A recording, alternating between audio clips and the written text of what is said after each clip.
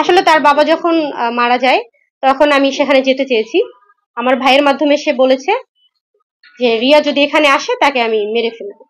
Hero Alam এবং hero আলমের পরকীয়া নারী যে আছে তারা দুজনেই এখন বগুড়া বাড়িতে আছে। তার দ্বিতীয় স্ত্রী কি কারণে গিয়েছে সেটা আপনারাও ভালো জানেন। থাকে একটা সময়, তারপর সে ভালো হয়ে যায়, বা যে কোনো নারী ভালো করে।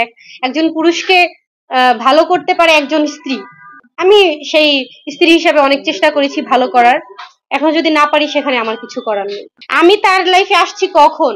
তার দ্বিতীয় স্ত্রীর সাথে ডিভোর্স হওয়ার 3 মাস পর, 3 মাস প্লাস। তখন আমি তার লাইফে আসছি। জেনে শুনে বলতে আসলে খারাপ। এখন যে চলে যাবে, যে চলে গিয়েছে, সে হয়তো বা অনেক ভুলভাল কথা বলতেই পারে, কিন্তু আমি এখন ফেস করেছি, আমি এখন বুঝতে পেরেছি যে আসলে তারা সত্যি কথাই। অলরেডি নুসরাত তাকে ছেড়ে চলে গেছে। যখন আমি তার সাথে কাজ করি সেখানেও আর একটা কন্ট্রোভার্সি।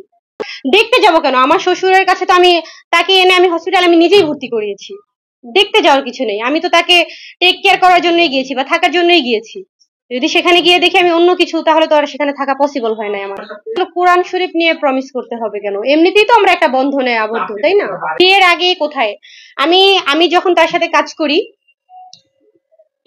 15 দিন মেবি কাজ করেছি। 15 দিন কাজ করার পর কিন্তু আমি আমার মতো বাসায় ছিলাম।